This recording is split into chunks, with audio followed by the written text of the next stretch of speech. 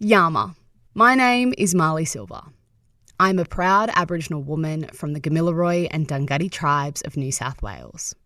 On behalf of the Imperfects podcast, I'd like to acknowledge the Wurundjeri people of the country on which this podcast is created, and in this, honour the ways in which their elders, past and present, have cared for and nurtured their lands and waterways for millennia.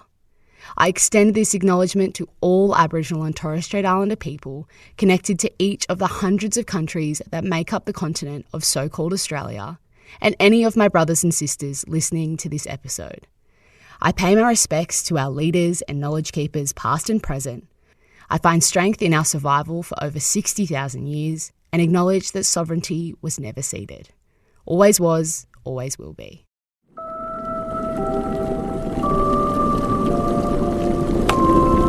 The Imperfects invites you into a very safe place. A place where we share without judgment and drink heaps and heaps of vulnerability. Grab yourself a cup. This is the Vulnerabilitea House. Can you imagine like 4 years ago, just before we started doing this podcast, if I had have said to you, Hugh and Josh, in 4 years, we'll have Glenn Robbins in the room on our podcast. I actually feel like we could be renaming our podcast now from The Imperfects to Ryan brings in Hugh and Josh's comedic heroes for a chat. Yeah, it's ridiculous. Definitely. Yeah, it sounds catchy, but yeah, I get the sentiment. Yeah, well, today, Glenn Robbins, I mean, I'm so excited you're here. Oh, can I speak now? Please. I don't know whether or not. No, speak. We're I'm so humbled thrilled by that statement from both of you, from all of you, because it's an honour. I love the podcast and I love what you're doing, and I'm telling myself don't try too hard, and I keep on rehearsing all the things. I'll tell them that story, and I'll do that, and I'll do that really good bit I do about that. And, well, it'll depend on whatever card comes up. Like this is the kind of the excitement of the tea house, where it's like if the card comes up, it might spark a story or a memory, but no pressure. You know, I am known to be slightly disappointing once you get to know me. Yeah, okay, that's actually good to know. To set my expectations. Yeah, because you've seen me do the work of other great writers. And then when I come to talk, was he good? Yep. Yep. Oh, voice went up a bit there. No, he's good. He's good. He's good. I'm relatively confident. I mean, This is big for me. Okay. Yeah. Well, when I spoke to you on the phone and I messaged you and I asked you if you'd ever be interested. To be honest, I assumed you wouldn't be. But I ask, people every now and again, I was like, oh, they would be great. Like if they were willing to do it and open to it. I don't know your background or stories or anything, but I mean, everyone's got a story, the more we realise, and everyone's got things.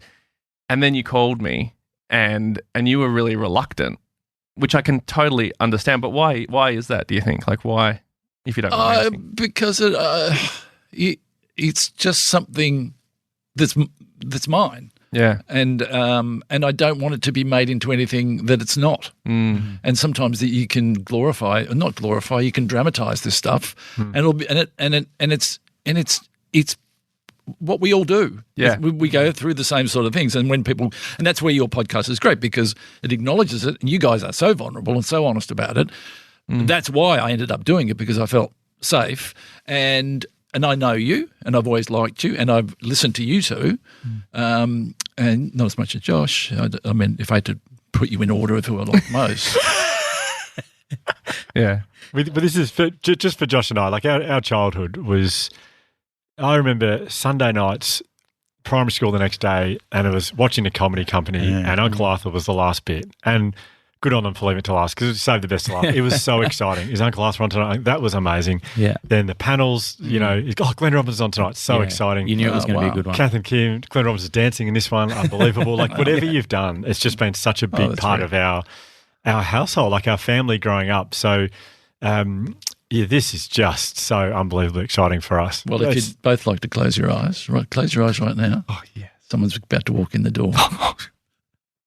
Hello there, young boys. On the Imperfects, you're doing a marvellous job about things happening in your head. You feel a little bit funny, and then you don't know what to do with yourself, and you take a very special drug, and everybody's happy. Good on you, Huey. Good on you, Josh. Come here, I'll give you a bit of a cuddle. And you, Josh, I'll rub you on the top of the head. Who are you? Well, I'm Ryan. Yes, I don't like you. Yeah. I don't like you at all. Yeah. You're a bit of a know-it-all, and you need to be put in your place. Anyway, off I go. Bye-bye. That is sensational. Oh, there you go. Could be a life highlight, the life highlight. Yeah. Back to 1990 Sunday night. Unbelievable. What year was Comedy Company? 88, 89. It's burnt into my brain. That's incredible. We did 64 hours of comedy in 2 years. Oh, nearly killed me. Yeah. Really? It was hard. Wow. It's funny, you should say that because I have a connection with a lot of people a good connection because they would watch me on a Sunday night. So With there's the a family. comfort that they get when they, and exactly what it and is. I had that with Steve Irwin's daughter, Bindi. Bindi, yeah. yeah, because they would sit around and watch the show. I didn't, because I was doing the Logies with Steve Irwin. I'd never met him, and that can go really wrong. Were you in character? You're Russell Yeah, Coight? and I was Russell Coight. Oh, right. And it's in some ways, not totally, but there's a few of them. Yeah. It's based on him. Yeah. And then to meet him, it could be, mate, what are you doing? Yeah. You're taking the piss out You're of me. taking the piss. Yeah. Of course. But he went, mate, I love you. And it was just like, I'm not surprised. yeah, and It's like permission yeah, love what you do, and and we became really good friends. Amazing. And but that family used to watch with they used to watch Russell Coight on a Sunday night. I think it was a Sunday. So when he passed, I had a real there was something really important in our relationship because they reminded really special. times with their dad. That is really special. Yeah. It was kind of like your currency on a Monday morning at primary school. You had to know what had happened and like you had to know what Uncle Arthur had been up to. Yeah. I even remember talking about I have a memory of talking to him and going, like, I think you'd done the Melbourne Cup and you were running down the straight. And I remember a kid going, everyone's going, yeah, he was running down the straight and then this happened, he did that. Yeah. And it was like, it's such strong, really special memories of childhood talking about your comedy. Do you want to hear a boring showbiz anecdote about the day of the Melbourne Cup? We were doing that, and I actually did it on Melbourne Cup Day, and I actually ran down the track in between races. On Melbourne Cup Day? On Melbourne Cup Day. I was standing in the middle of the track in between shots, and there was a huge roar from the crowd. And I turned to my security guard and I said, what are they roaring at? And he went, at you. And I went, oh my God. Wow. I took a moment and then I turned around to the crowd and I just did the Uncle Arthur wave. Hands, yeah. They went nuts. And he said, don't get too excited. That's the public area. And we're going to go through there in a minute. And you are going to get mobbed. Yeah. So that, just like Elvis, I had 4 security guards. Wow. Uncle Arthur had 4 security guards. They put a towel over my head and I went down and they was just going at me to hug me. Wow. Because to all of them, they probably do feel like you are their uncle. Yeah. It's family. And I went into the jockey's room and they said, do something funny with the scales. So I went over. This is actual scales for the Melbourne Cup. Yeah. I went over there and I jumped up and down on them, which is the best joke I had. Yeah. And I broke the Melbourne Cup scales. I broke them just before the Melbourne Cup. Wow. And so that would have been, 89, 90 around that time? Yeah. And I remember the director going, just go, just get out of here, You've broken the scales. And some guy had to come in and re-weight them. So whoever won in 88, I'm going to question it. There should be an investigation. Yeah, absolutely. Well, yeah. Uncle Arthur won in 88. I think Yeah, that's right. That was the gag. That's exactly what we. That's I mean, I could talk to you about comedy and your characters for hours. And I could listen to you both talk about that for hours. Oh my God. Sorry, did you want to ask? No, I just had an anecdote for you, a very quick one. So 2 things happened. I actually saw you the other day, Glenn. We were at the same market together. It was a very mild Saturday morning. Yeah. At the same farmer's market. And so 2 things happened. A lady came up to me and she said, oh my gosh, you and Glenn Robbins at the same market. And I said, I think Glenn Robbins on a slightly different level to me. And she went, yeah, he definitely is. I just couldn't say that to her. Anyway, so that was the first thing. And then... What market was it? In Aries. Oh, were you there? I was. Why didn't you come say Well, hello? this is the thing. So you had already agreed to come on the podcast. So I thought, does he know who I am? I have no idea if he does.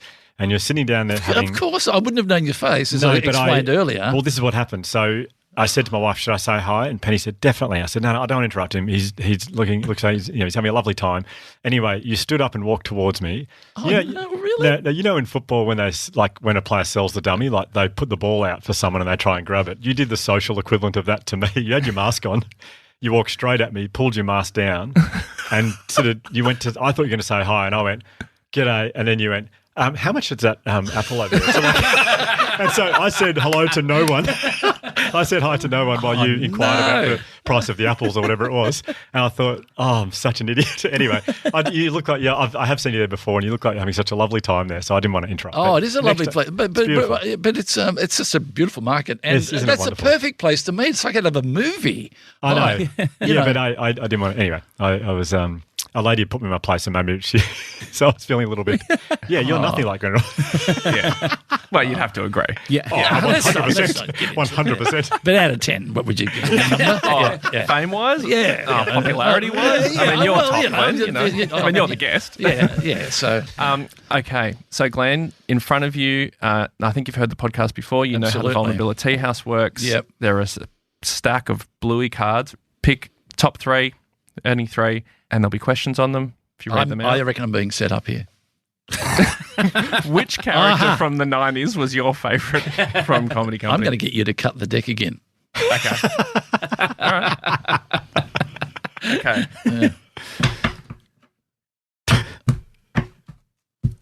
Okay, there we go. Because I know there could be... So that's been cut again. That is completely random now. Yeah. I mean, it was random anyway, but now you can be sure. Okay. Here we go. How many do I do? Three. So I pick the three out first. Yep. Okay. Move it around again. Shuffle them around a bit more. If you want. Yeah. Okay. Yeah. And a bit more again. Yeah. And there they are there. Am I doing this right? You're absolutely nailing it. So if you just read out the three. Oh, I got to put my glasses on. Oh, yeah, great. Okay. This is What a sad, great isn't it? contraption that is. It's the thinnest glasses case I've yeah. ever seen. Glasses case attached to a phone. Yeah. Wow. I didn't know that. Yeah. I got to get them. Yeah. What insecurities have you held back? That's number one, obviously. What emotional pain? What was it? What insecurities have held you back? Oh, I've held you back. Yep, Sorry. Yep. That's right. Yep. I'm not a great reader. That's actually true. Oh, really? It's true. Yeah. Okay. I had a thing happen at school. Oh, hang on. What emotional pain did you experience at school? Oh. I was told that I had bad comprehension, and I've always been scared of reading out Interesting. in front of other people, Well- and I don't read properly. Hugh has a similar thing. Yeah, and so now with AutoCue, with table reads, absolutely hopeless. I feel seen and heard and happy. Thank you. Oh, no, I have terrible trouble with and then you make it into a problem. Because you Yeah. go, oh, I'm not good at this. And you think about the fact that you're not good at it. And then you go, well, just do it. And I'm actually quite good at it, but I think that I'm Yeah. not. Wow. But I've got, what emotional pain did you experience at school? I read that right. Did I just check Yeah. in, No, teacher? he's absolutely nailed it. Yeah. That's interesting. I got a few things there. Okay. How would you like to be a better person?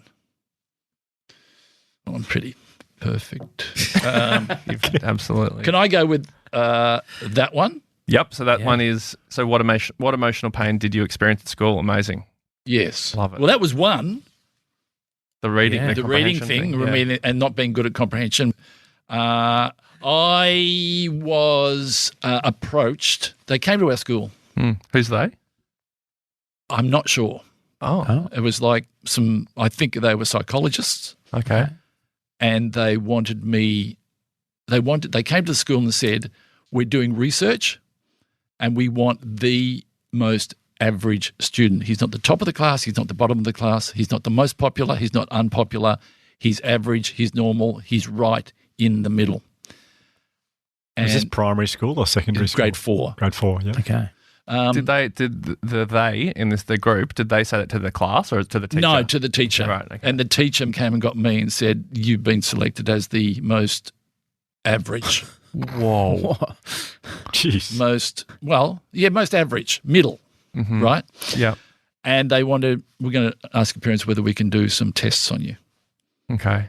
And I was taken away and into a room with a psychologist and a speech therapist and some other people. And I was shown those Rorschach? Yes. Yeah. Yeah. I like the ink blot. Yeah. ink Yeah, blot things, and I had to do a drawing and nothing was traumatic, but my parents couldn't be in the room.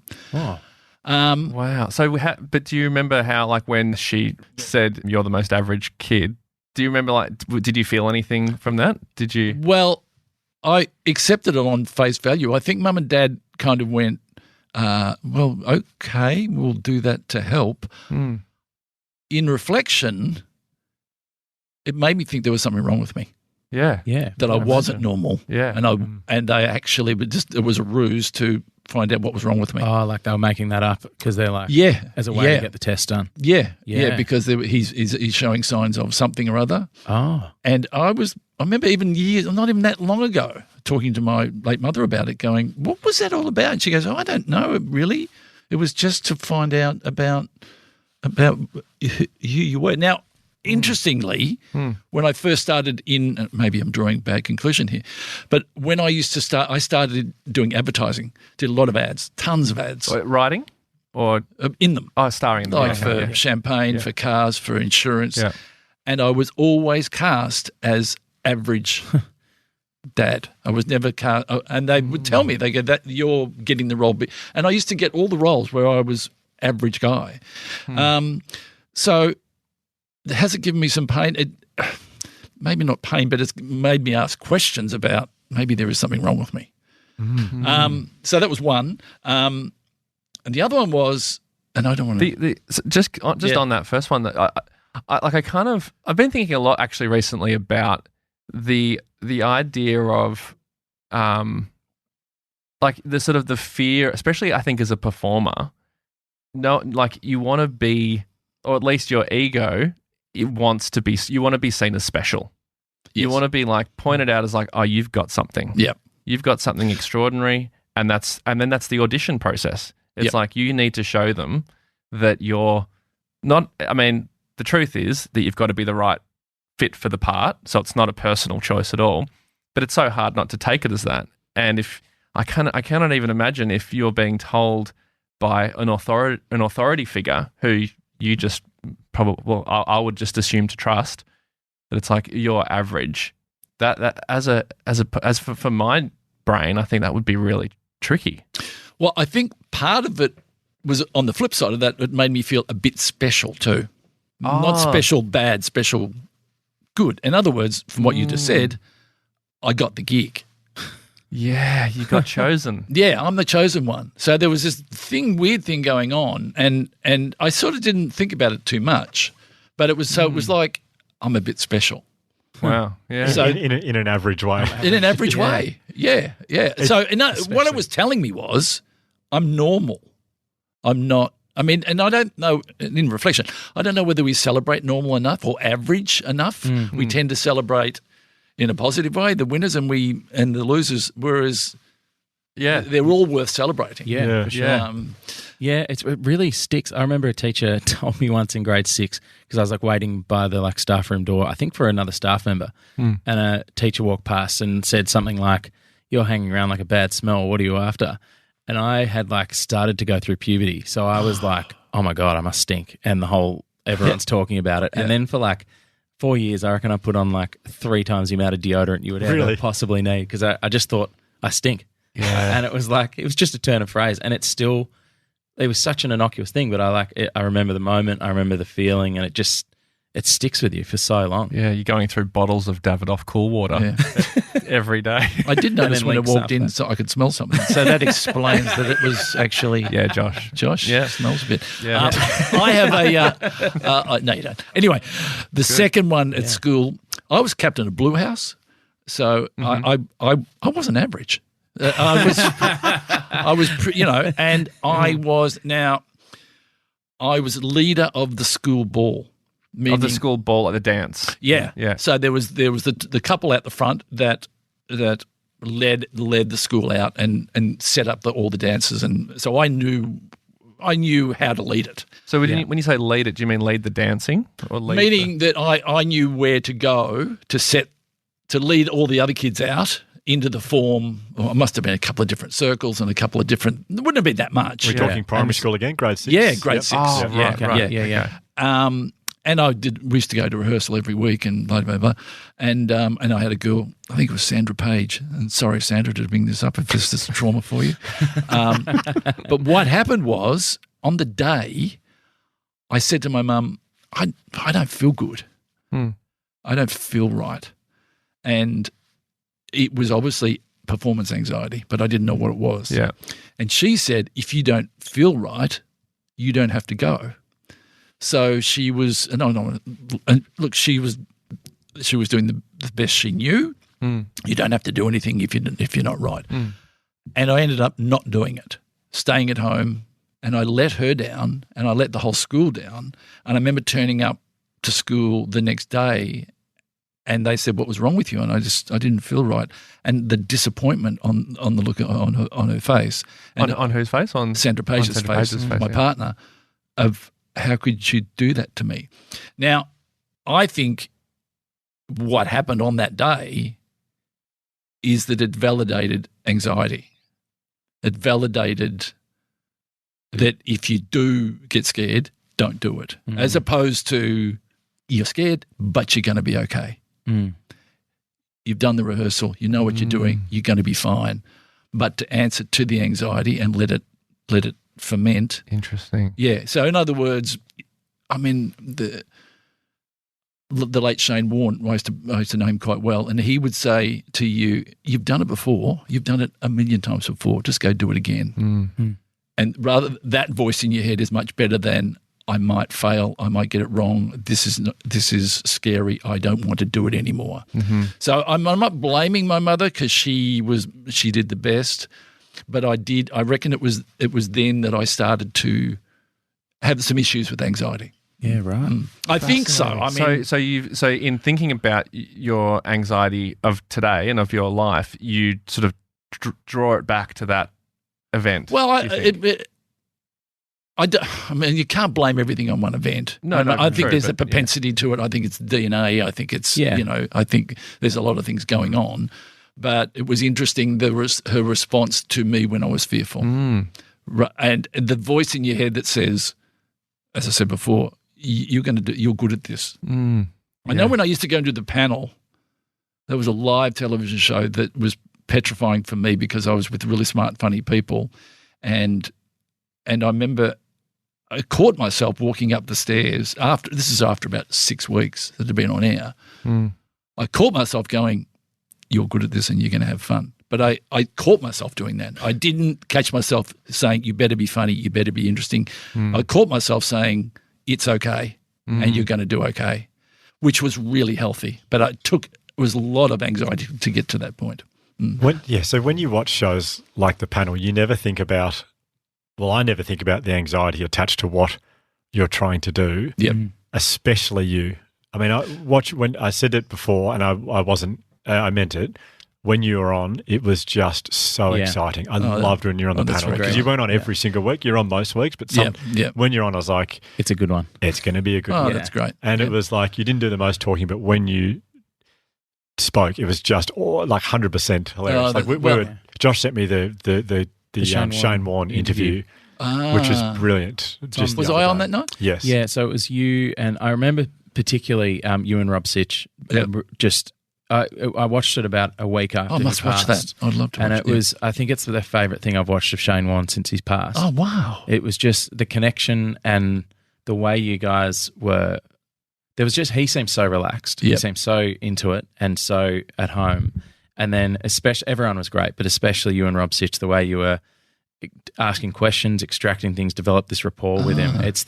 I was like, it was a real moment of watching it going, I didn't appreciate that man enough. Shane Warne while he was alive, and it was rapport and the way you brought that out of him. That was well, just I didn't brilliant, know so. him then. That was the Right. first time I met him. Okay. We became friends from that Wow. show. Yeah, and we just hooked up to play golf, and that's how we were golf friends. Yeah. But I got to know him really well because he was such an honest person that he, to his detriment, would tell you everything Right. about his life. Okay. And in doing so, everything about his heart. Yeah. Okay. So and everything that and his intuition with people.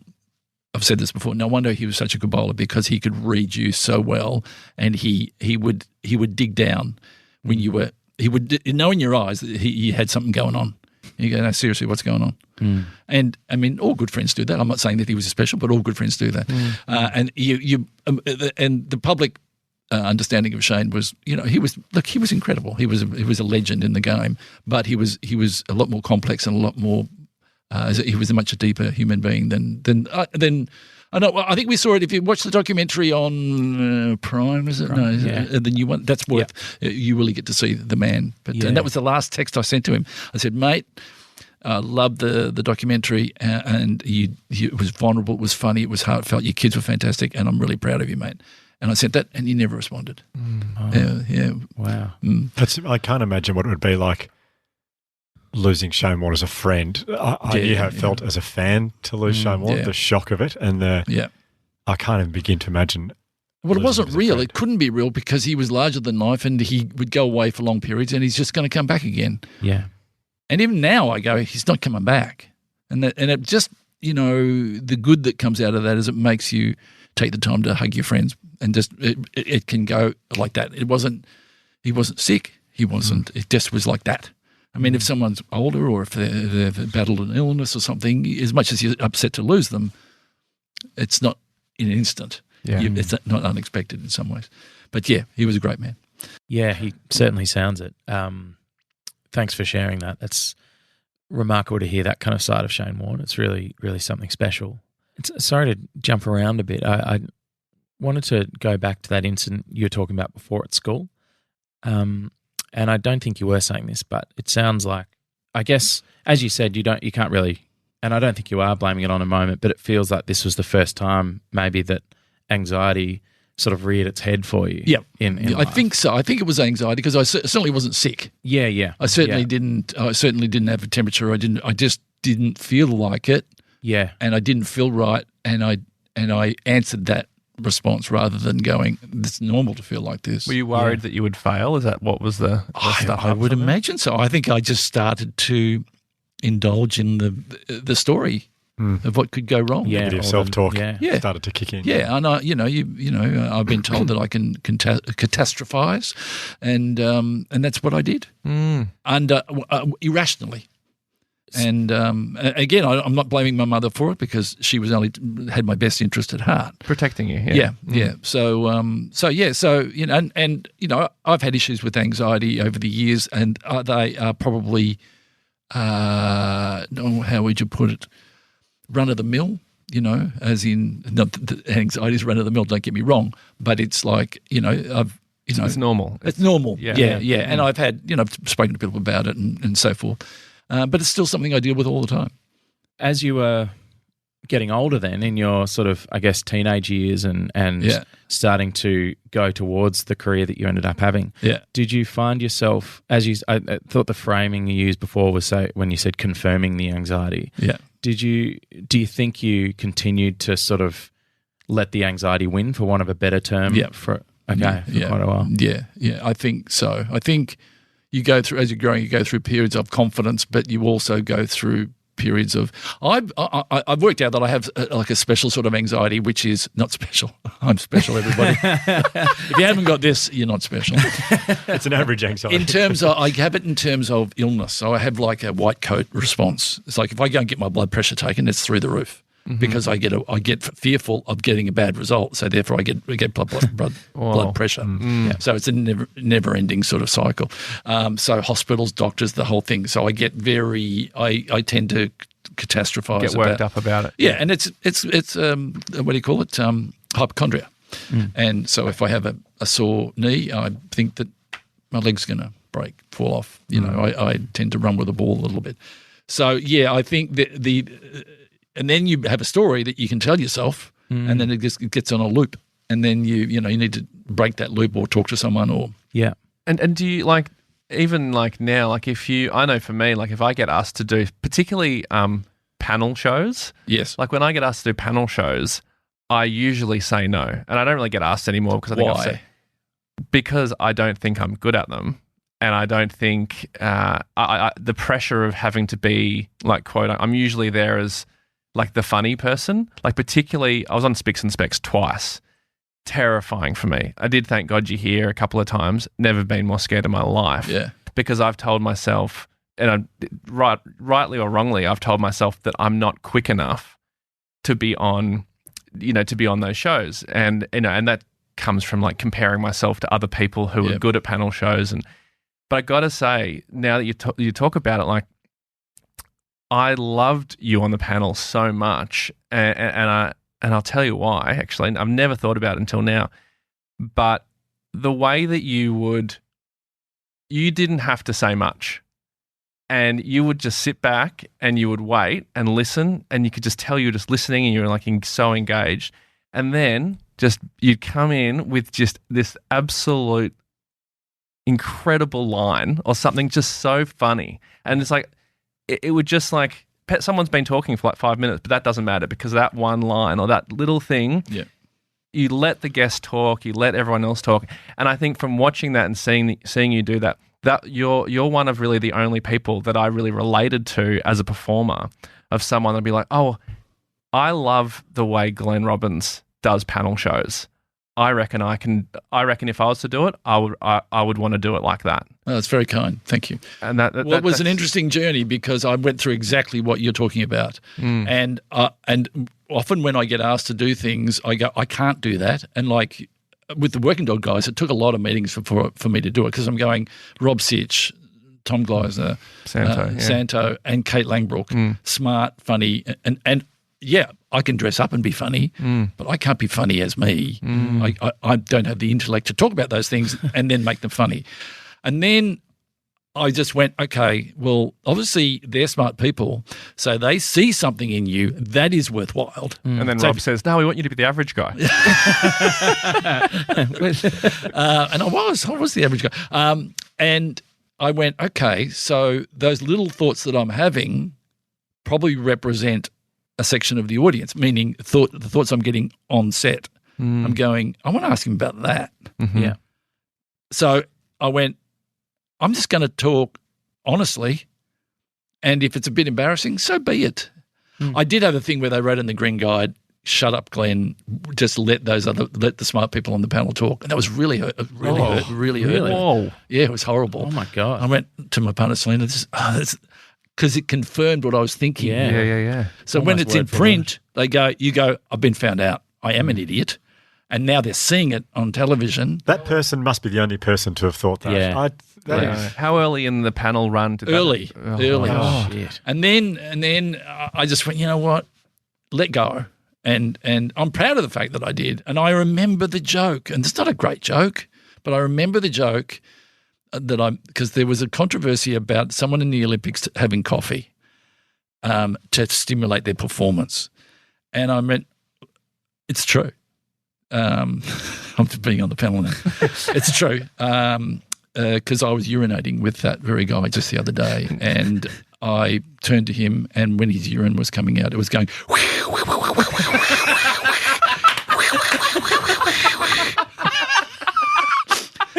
Such a good joke for a podcast too, audibly. Very good. And I went, I just made that up. Well, I probably made it up during the day.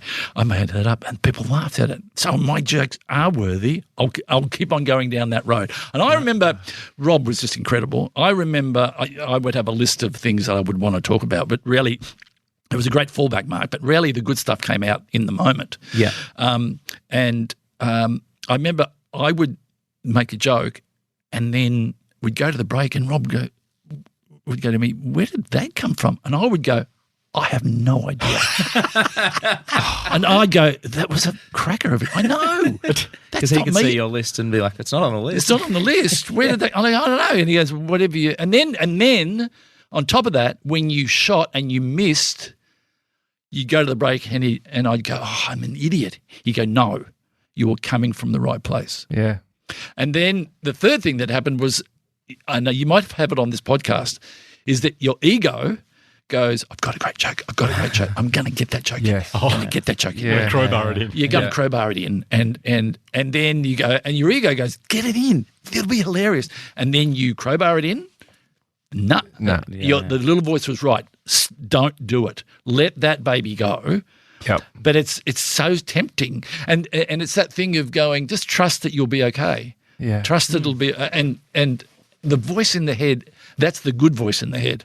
And that I would imagine, as you said, when you get in front of the microphone, that's what happens with you guys comes when you do this show. I can hear it when I listen to the podcast. I just can't tell you how helpful all this is for me. Like as a because you have a huge. I know you, and I know what you've got to offer, and there's no one else like you. There's no one else like you, and you bring that sensibility to that topic. And I've always wondered why you don't do that when you do that. You fill in the blanks. Yeah. And that's what your head is thinking. Yeah. And then they go, funny, no one's ever asked me that before. And you have that ability. And I'm not trying to pump your tires up, but it's true. And in life, we tend to try to become the person that we believe we should be rather than working backwards and try to be the person we really are. And that's the scary part is that then the anxiety comes in because then you go, yeah, but I might get found out. Yeah. I might get found out that I'm not funny, that I'm not interesting, that I can't be as clever. And so you listen to that voice. I just can't tell you, Glenn, how many people will be listening. Like for me, I'm just listening to you as a performer. I'm just like, it's so helpful for me to hear you say all that. Yeah. Because I admire your career a lot. Like the choices you've made and all the things you've done. I cannot even imagine the amount of things you've turned down because it wasn't right, whether it be due to anxiety or just because you're like, I don't need to do that. Yeah. But it's like, the choices, there are certain performers, I'd say, who I really admire because I know that this is not from my career, but I know that, I know a lot of people who've done lots of incredible stuff. And so many offers come in. And as everyone knows, it's about the no's, not about the yeses. That's the most important thing.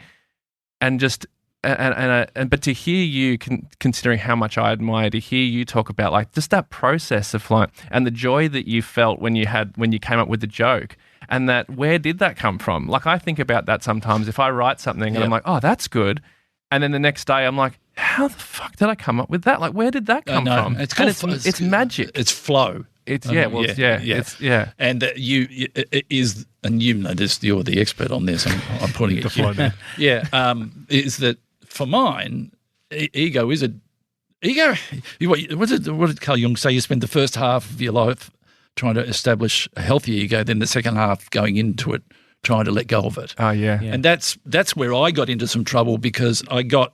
Not to the end of my career, but I got to a period where I wasn't working. I didn't really want to do a lot of the jobs that were being offered. And I just was spending too much time with myself. And that's when the demons can come up. Yeah. And that's what, the good stuff, because the ego kicks in and goes, I will take care of this. And that's the voice in your head saying, do the joke. Yeah. And the wiser part of you doesn't get a go in. And the only way... Because he's got, when you're in a hotel and they slip a thing under the door and you pick it up in the morning and it says that there's an event on or there's your bill or whatever. I reckon that's how your deeper conscious works. It just goes, look, I don't know anything about comedy, but here's a joke about coffee and if you want to do it, but and they slide on the door and you go, where did that come from?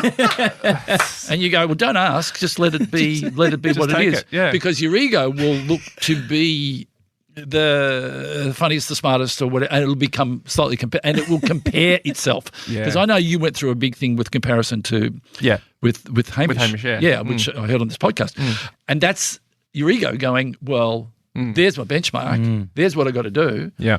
So you're working towards a hill that you're climbing up the wrong hill. Yes. As opposed to going, let go, and I'll become the version of me. Which is like him. Yeah. Or not. Not like him, but meaning I know what you mean. Yeah. Hamish has found that part of him. And you have too. And I think that when I hear you saying you don't want to do a panel show, I completely agree, because I just go, I cannot do that. Yeah. From the king of the panel show. I just think it's a really interesting, and when I speak to the kids and I give my talk around the schools, no, it's that thing of really trusting your instincts. Yeah. And if the voice is going, like I came in here going, I should tell that story and that story and that story. And then I just went, yeah, you'll work it out, Glenn. Yeah. You'll work it. These are good guys. They've got your back. So just go. And but I have got a couple of other stories that you probably should hear. Crowbar them in. Yeah. You should hear about. Okay, I'll tell you one. This is one I have prepared. Do you want to hear this story? Please. Yeah. I used to have a drama teacher who left drama. I studied drama at tertiary level, and then he left that and went into doing hypnotism. The classic career trajectory. Yeah. And I thought, let's go along, see what we can do. Might be nice to open up a different level in my head. And anyway, we talk about stuff, and you do a bit of hypnotism, and hypnotism meaning that you could still hear, but you were in a relaxed state, like a trance. And I don't know, you probably know about this, Hugh. I don't know much about hypnosis. Oh, okay. That's I really don't know much. Yeah, he did a thing where he goes, maybe next time we meet, we should do some ego status. And I went, well, you'll have no. I don't have a big ego. I'm quite happy for other people and blah, blah, blah. And I tried if you want. So he goes, yeah, okay, fine. So anyway, we go in, and I get into the chair, take all my clothes off, of course. And he was in underpants, which I thought was appropriate. That's respectful. Professional. And he put me in the boardroom, and he said, now, this is the boardroom that runs you. And the boardroom that runs you? Well, kind of. The boardroom that is you, the inner you. Okay. Yeah, okay. And you were sitting in an actual boardroom? Or? Yeah, I had to imagine a boardroom. Right, okay. And we can sort of do it now, which is I want you to imagine the family version of you. And that he's sitting at the table. And what colour is he wearing, and how is he? And he was that. And then there was the professional version of you, and he was also at the table. Then there was so it was all the different, what others could there have been? Probably. Ones with your mates. Like exactly. Yeah. I can't remember all of them. The different identities or personalities. Yeah, that are within you and how you see yourself in terms of those things. And then he goes, and they were sitting at the table, and they all had different colours on. And then he goes, is there anybody else there? I said, oh, yeah. He said, who? I said, I don't know who he is, but he's standing up the back and he's wearing black. And what's he saying to everybody? He's saying, you may think you're in charge, but when push comes to shove, I am. Wow. Whoa. Oh, my gosh. Shit. And we came at him, he goes, yeah, I think we just found that there's a bit of ego going on there. So that made me acknowledge I do have an ego who does play a part, who does do good things and does protect me, but also can be a little over-controlling to the other parts of me. So the parts of me that want to slide a joke under the door maybe don't get a see in sometime, because they go, just get away with your funny, whimsical stuff. We don't want to hear that. Yeah, I'm protecting him at the moment. Yeah, I'm protecting him. We're doing clever stuff now. Yeah. We're doing interesting stuff now. Yeah. And don't get all heartfelt about this, because that's not appropriate, okay? Wow. So good. That's so true. Yeah. So, I'm happy to hypnotise you guys for please, yeah. a small fee Throw me and under take the you through the chicken but now dance. you can't do it because you know the outcome. Well, funnily enough, when you were saying that, I thought it was going in a different direction, and I was picturing all the versions of myself. And for some reason, I thought the question was going to be, which one do you like the most? Well, that's interesting. Which version do you like? And I was going towards that. I was thinking, which version of me do I really like the most? And you couldn't choose. I'm like, I like them all. They're all just a bunch of legends sitting in a room. Ego's patting them on Well, the I play golf with a number of guys, and the same 4 guys, and one of them is a psychiatrist. Mm-hmm. So, and he's one of Melbourne's best. Yeah. And we do stuff after golf. And I made up a game the other day. You don't have to play it, but you might want to play it at some time. It was called Admiration. And you have to go around the room and say what I admire about you. And not tipping into, because I said to him, what's the difference between admiration and envy? And he was sort of saying envy is not a healthy, but whereas admiration is. And we had to go around the room and then say what we admired about everyone at the table, one by one. And then you had to say what you admired about yourself. And that was really interesting. The tricky bit. Would you feel comfy telling us what you said, what you admired about yourself? Large penis, does that Oh, sorry. Gee, is that what you meant? Is that what you? That's incredibly vulnerable of you to share something. I mean, you can make jokes about them, but you try living with one 24/7. It's not funny. You know, we laugh at these poor people, me included. What was my? I liked my ability to read a room. I think I have a way of disarming people. I think I have a comfort that people find now. You know. And I think that I like that, and I admire my ability to know when to leave a party. I think those that is a skill.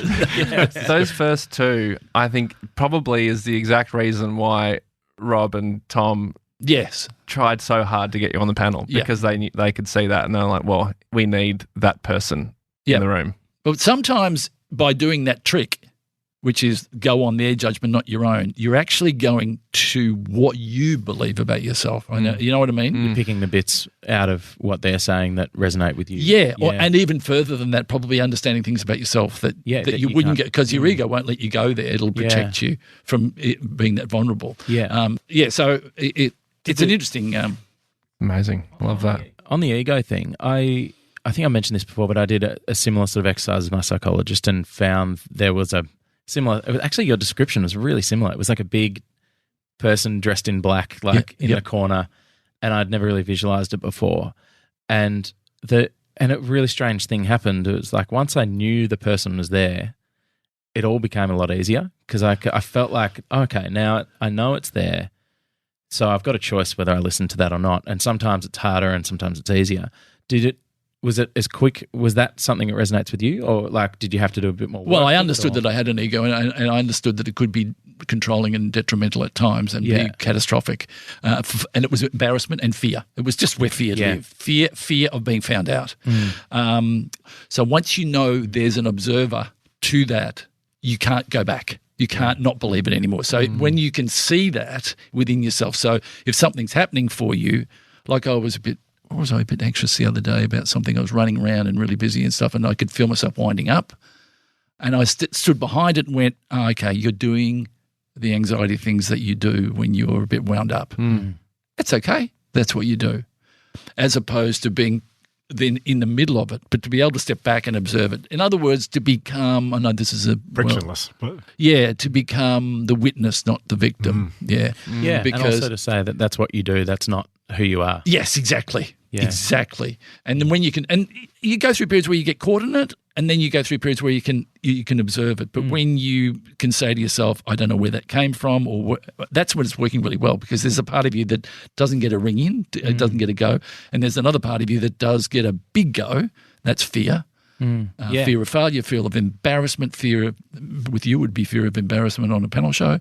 Yeah, and it's not to say you won't go through that again, but to acknowledge it and go, okay. Now, I sound like I'm an expert about this. I suffer from all these things. I don't have as much as I've worked through it. We've done a lot of therapy, I assume. And I've done some work, and I've read a lot. And, you know, and you got to watch out you don't get on to the next thing, which is the next, theory or whatever, and you don't get caught up in it. But you sort of, when you read all the book, Jimmy Carr's book, I've started. You told me to read that. His book. You go. I don't really like him he's okay as a comedian, and I don't really know him. I'd never met him, so I don't know what he's like. But I wouldn't have expected his book to be what it is. Yeah. And if in some ways, it just not simplifies. It goes to the crux of everything. And he's a very smart guy, and he's able, because he suffers from anxiety and depression, so he's able to give you, in terms of a biography, what was happening to him at the time and how he dealt with it and what he's learnt from that. That's as opposed to going through the... Because I only really know Jimmy Carr from the panel shows that I've seen him. Yeah, and I find him a little odd. Yeah, but he comes across with his at least his on-screen character is full of bravado, like just so much confidence, and you would never suspect not at all. that he would have any sort of anxiety at all. Fascinating. I can't help but think about, I just want to go back to the Shane Warne video that on the panel that we were talking about. Yeah.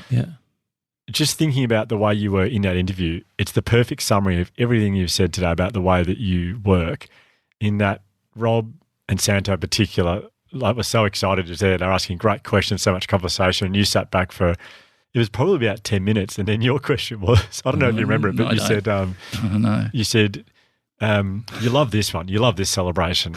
Well, the twirling the finger in the air. Yeah, Warnie would do a lot of that, especially when he got his 700th at the G, running around that. You said, have you ever thought of this one? And you did the most outrageous thing I've ever. I think you're like, I can't even do it, but it was the most outrageous song. Was it horns? No, yeah, it started with it. First of all, you're doing you're going, what about this one? And then you went, all horns, that would be good. And it was just such I just remember laughing so much at the time, but then when Josh sent it through or watching it, to me, it was just the perfect, like you said before, like, it didn't seem to me, it's funny you've talked about anxiety with your performances. It's fascinating to hear you say, get the joke in, because to me, you sit back quite serenely and then you come up with something like that. And it's a little bit different from what was being talked about. To me, that's extremely intelligent to be able to do that. It's restraint. Restraint is so hard. But just listening to the good voice. Well, it's really, that is really, it's interesting. And maybe that's why. It's like trying to meet a girl. You know when you go in too hard. You know. You go, I am so trying too hard. And the moment you flip it and you're being seen to be funny, or you just tell her a secret or be vulnerable, bang. But the moment you try too hard, you know. Well, it's probably an element of presence in that as well, just like just going moment to moment. Yeah. And I think that's probably an element of being really good on a panel show.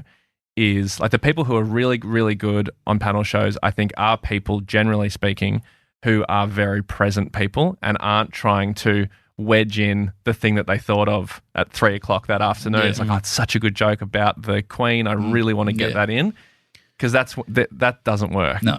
But the people who can just like trust in the process and just trust that it'll be fine. I've done this before. I can do it. And I think that's what, unconsciously, I probably was like, I really admired in you on the panel. And oh, thank you. It's very kind. I read a Dalai Lama quote the other day, and this comes back to me coming on this show. It said, talking, you're only repeating what you already know, but listening, you actually might learn something. Oh, that's and amazing. He's good. Yeah, He's good. And part of me today has come on and gone, here's all the stuff I kind of worked out, but I haven't really worked it out, and here's me. Is there anything you'd like to say to me? Well, I mean, I know you've commended me on what I've done, because I just meeting you going, here's someone who you really should listen to, because, and I don't want you to necessarily, do whatever you want to do. But part of me was going, yeah, but you just talked all the time, Glenn. Why do you get into That's what you're here for. Yeah, you're here to, yeah. But the thing, one thing that does pop to mind actually in this book I'm currently reading is it's a book about essentially finding happiness in the second half of your life. Yep. And I must read that book. I think you'll really like it. It's called From Strength to Strength. But there's a story that he tells in it where he's a social scientist, and he talks about happiness, and he talks about success and finding essentially like balance in your life. And he did a speech, and a woman who he didn't say who it was, but she's like a high up executive at some huge tech company, extremely successful, well respected, achieved so much. And she contacted him and said, I saw your speech and it really resonated with me. I've achieved everything that I could have ever dreamed of. I have more money than I could ever spend in my life. I've done it. But I'd never seen my kids. I work too hard. I don't have enough time with my partner. And so I thought I'd get in contact with you and speak to you about it. And then he said, well, it sounds like, you're pretty self-aware. Like you've just listed all the things that you need to change. So you know what you need to do. You need to work less. You need to spend more time with your family. And that sounds like you know to do that. So why don't you do it? And then she just sort of thought for a minute and she said, I think because I'd prefer to be special than happy. And I was just like, it really resonated with me. Like I'm nothing like her, but there is something quite profound in that, I think, where it's like we are often taught or told, and maybe not even explicitly, but what we learn from our environment is that to be special is to be praised and is to be like, it's a life worth living if you achieve great things or if you win games or you get awards. But are you willing to risk your relationships for that? And I think she clearly knew that I think I am at this stage willing to risk my relationships to be special. Yeah. Which is to that. Yeah. Addicted to the success. Yeah. Do you think I'm addicted to? Yeah, Glenn, I think you got a real issue here. Because actually that is my problem, is that I went through a period where, because I've had some success and financially I'm okay. And I've learnt what I valued, as in terms of, but when I read Jimmy Carr's book, I sort of thought, he said, find your purpose and pursue it. And I think I lost my purpose a bit because I didn't want to do, I won't name the numerous reality shows you can do because I don't want to sound above it, but I don't want to do that. And I wanted to work with the people that I loved on good ideas, and that was kind of it. And maybe that is a purpose. But not having a purpose did get me into some trouble. Yeah. Because I was kind of just floating around a bit. Yeah. And then you put COVID on top of that, and I'm sure you know what can happen is you get caught in your head, and it doesn't end up great. So I understand. That's why I'll read that book, and and I think it does come back to purpose. Hugh, would you? Oh, 100% it does. Absolutely. Yeah. We get so much, and we don't even we don't even think about. We're not even thinking, am I happy at the moment? Is it? Am I feeling validated? We just get all that stuff when we're really living our purpose. It's just. And what if your purpose? But if your purpose is to succeed and make money and to, to climb a showbiz mountain, I don't think anyone who that is them. I feel like they're an unhappy person. But wouldn't to quote Ben Crow, or someone like Ben Crow, he would say that they're all goals. Right. Right. Yeah. If it can be taken away from you, it's not a purpose. Yeah. Is that right? A purpose is something that you can do no matter what. It's the thing that gets you up in the morning, the thing that, like, as if, I think the way that he puts it, and like, it's. Have you got a purpose? Yep. Have you shared it? Yep. So my purpose is to spread joy through creativity and inspire others to do the same. That's sort of like, that's what I came after I met with Ben Crow. That's what I came up with. But that's that I learned that exact thing. It's like the difference between a goal and a purpose isn't win the Oscar. No, because what if you're probably not going to win an Oscar. So what then? You can't achieve your life's purpose, and that can't be the case. You, my purpose, to help people to feel happier and to cope better in challenging times. Taking over the podcast, Josh. I actually don't have one, and that's okay. Well, I would like. Well, you do though. We've talked about this We've talked about I'm still confused by it all. Like, I certainly feel genuine equanimity, I guess, for want of a better term, and life satisfaction and joy and all the good things when I'm just with my son and wife and being in the moment of being with my family. So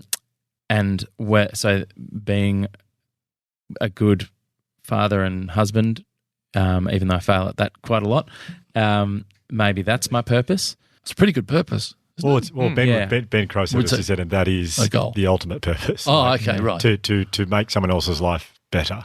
Right. And that's what you do. Yeah. So you don't have it clearly articulated, but it just feels funny, like when it's put and it's not. I know it's not intellectually, but when it's put next to like your purposes, if your purposes feel so big and like that's going to change a lot of people. Like there's a big vision to them.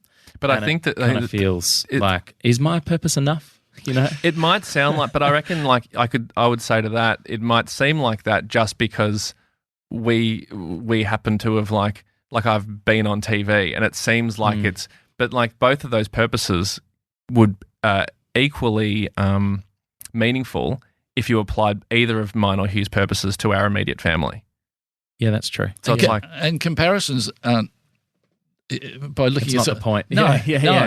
By going, you've got a good one, I haven't. Yeah, is not helping you. I mean, I think, but it's that thing of knowing what's deep down in there that really that means a lot to you, and I think it's a beautiful one. And we wouldn't be here if people didn't have that purpose. We wouldn't have evolved. Mankind would not if they didn't have that purpose. Yeah, it's kind of it's exactly what you were talking about before with the ego voice in the room. For me, a lot of that ego was saying like you're you're going to have to, like, you're not worthy until you have all this success. And that's, you got into that trap. Yeah. And the giving up, you said it beautifully before about that, and it's not exactly the same. It's a very different situation. But the giving up on that idea was pretty scary at first, because I was like, oh, maybe I'm not going to be, you know, John Lennon after all. You know, I'm not going to be that person that I'd spent so long thinking I needed that. But then by letting go of that goal and that ego-driven goal and just finding joy in having a coffee and a biscuit with my son, it just feels so damn good once you do it that it's sort of it's I don't know what the end of that statement is, but it just feels like, okay, maybe you don't need that goal that you had for the first half of your life or the first part of your life, and this is a better one. And maybe by letting go, now I'm digressing a bit here, but when I met my now wife, I think it took me about 3.5 years to convince her that I was probably worth any time. In your head? Well, no, it took us 3.5 years to sort of start seeing each other. So there's a few false starts and just and I knew the moment I met her that she was the one for me. But it took her a few years, I think, to be convinced of that I was okay. And it wasn't until I gave up on the idea of it happening that it happened. Like That's I right. sort of, I was like, I've got to move on here because it's not going to happen. And then it happened. And I think that's one of the best life lessons I've ever learned.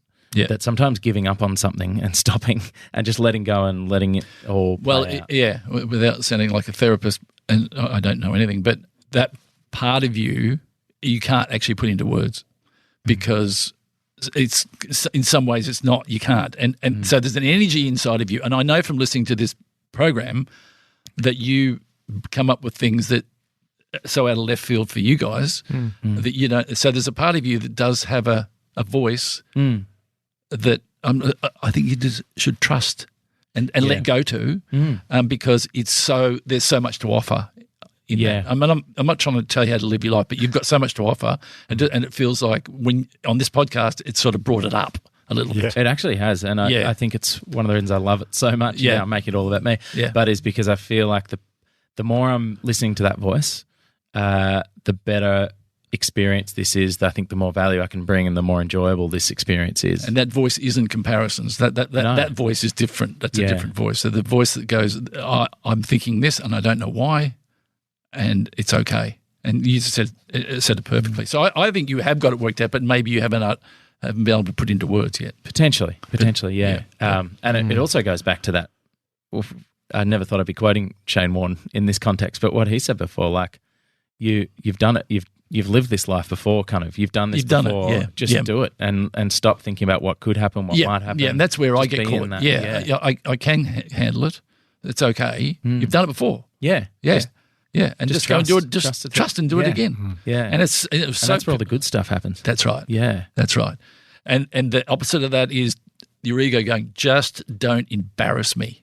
Yeah, don't you dare embarrass me. Yeah. Don't you ask a dumb question. Don't do a dumb joke. Don't. Oh Jesus! And when you do that, and all of a sudden this tirade of stuff comes out. Yeah, and you go, well, yeah, whoa. I mean, you know, if you had a friend talking to you like that, you'd tell them to piss off. Yeah, but you happily talk to yourself like that. Yes. Yeah. Oh, I'm allowed to just for a minute. Yeah, it's 3 o'clock in the morning. It's a good time to do it. Self-doubt. In you come. But it's so unconscious. It's so unconscious. Oh, and it's delicious. How do you mean? Addictively. It's really, and it goes, and another thing. Yes. And by the way, while we're at it. Yeah. And you've never really been blah, blah, blah. And why aren't you more like blah, blah, blah? And it just, and then something happens. There you are again. You've done it again. You're an idiot. You know, you've embarrassed me. Yeah. Don't you dare. Don't you dare embarrass me. Just play safe and listen to me. It's such a good personification of anxiety, really. Yeah. Oh, it's a fun game. Yeah. It is a fun game. It's delicious. Yeah, it's delicious. Yes. I mean, I just, Glenn, am I doing okay? That's the question. Am I doing all right? Great. Oh, that's good. I was just going to say, it's like to have you come on here and share I was like worried. that. I was worried because I think it's just I honestly I just feel it's so beneficial to me. I just can't even imagine what people will think. Like your body language, Ryan. I have to say, like it's one of it's hard to explain, but people won't be able to see it obviously because they're listening to this. But you just look so relief is not the word, but just like. So full of joy that like you've learned something really special to you, or you feel validated, or you look like you've really had a really. And you're wearing no pants. I don't get that. I mean, I just wanted to continue our tradition, even though you and Josh are here. Yeah. But like the fact that like the guy, and I'm going to talk you up here a bit, Glenn. But the guy who created Uncle Arthur, Kel Knight, Russell Coight. So many characters. I mean, the fact that behind that is a guy who has these struggles and deals with anxiety like everyone is kind of validating in a way. And it is really, really helpful because, I mean, I don't get severe anxiety, but maybe I just don't call it anxiety, but I do have a lot of those same feelings and self-doubts that you were talking about. Yeah. And it is, I mean, it's the whole point of this podcast. Yeah. Because we look at like someone like Glenn Robbins and say, well, he wouldn't get self-doubt. That's not possible. Yeah. And there you go. Well, Glenn, thank you so much, mate. Yeah, and incredible. Who do I invoice? Yeah, I will send you a fake email that you can try and send it to. Yeah, because this stuff doesn't come cheap. Yeah, no. I should write a book. You absolutely should. No, I should write a book. You bloody should. Please. No, Rob and I have a joke that when we're getting profound, that's what I say. And when I'm making a little speech, because I have this theory: men are just waiting to make a speech. That's what they are. They're going, you have this, and then they just start going, here's what I did. And you're going, oh, no. So they're just waiting to make a speech. So when I catch myself making a speech, which I've just done for the last whatever, I end it with, anyway, it's all in my book. And it's an audio book now, and I've self-published. So I've got some in the boot of the car if you want them. I mean, ironically, Glenn, you should write a book. Like, you should write a book. You really That's should. for sure. Yeah. Go on. Give them a call, publishers. They did. Oh, I'm not surprised. Yeah. No. I don't want to say, I don't know. And you know what it is? Yeah. You need to be talking about, I'm pointing now, you need to be talking about that rather than talking about, so if you want to talk about that for. Oh, the Jimmy Carr sort of example. We'll go there for another reason. Yes. I mean, this is an exception to the rule. You've come here specifically for a reason. That's good because you're in a safe place. But if that's what I find was somehow related. If I can go there for another reason. I can go there for another reason, then you're more vulnerable because then you go, well, I'm talking about in terms of that. I didn't turn up wanting to tell that story. Yeah. So that's on that somehow related, your podcast with Dave O'Neill. If people haven't listened to that, it is literally like sitting at a table with Dave O'Neill and Glenn Robbins as you guys talk. It's a really good listen. Yeah. Well, I've listened to you guys and it's been a thrill to be, I'm wrapping up, by the way. Thank you. I was just say thank you. No, for thank you, listening Glenn. to me. No, thank you for sharing. Shut me up now. Please shut up. And thank you, everyone, for tuning in for this latest episode of Ryan Brings Hugh and Josh's Heroes into the room for a meeting. For a meeting. I liked you from the moment I met you, though. You had me at hello, and I don't know where we met. To clarify, he's pointing directly at me. And you guys as well. I've only met you this one time, except for that sauna that time in the city. Why do I always go the rude joke? I went a penis joke, I went the large thing, and then when you sent me one the other day, which I regret, you sent me a text. Can I say what I said? Yes, please. I think I sent it to you guys. I hope this is the one that you sent us. You say it. You say it. I said, and I regret it because I thought I went too far because it was a long silence after the. Because he was busy sending it to us. I was screenshotting it, sending it to them. Yeah. I said, is it wrong to get an erection while I think about doing your show? Long silence, and then I went, oh my God, he fucking thinks I'm nuts. He probably does think I was kissing myself laughing were you? And screenshotting it and sending it to Hugh and Josh because I know how much they would like it. That's our humour in a nutshell, really. Oh, good. Yeah. Because I was genuinely, I'm thinking, he's old and lost. Oh, yeah, It made me laugh so much. Audible. It was great. Audible laughter at my end. It was brilliant. Finish on a dick joke, quick. Always. Thanks, always mate. wrap up with a dick joke. Thanks, guys. Thanks, Thank mate. you. If this episode has been triggering for you, we strongly recommend Lifeline on 131114. The Imperfects is hosted and co-produced by Hugh Van Cuylenberg, Brian Shelton and Josh Van Cuylenberg. This episode was produced by Bridget Northeast, edited by Andy Hall, filmed by Andy Poole and social mediated by George Martin. A special thanks to Dr. M for her expertise and guidance. We'd also like to thank the Resilience Project for their ongoing support. Our acknowledgement of country was delivered by Marley Silva, and you can find Marley's podcast Chicks and Balls on all the podcast platforms.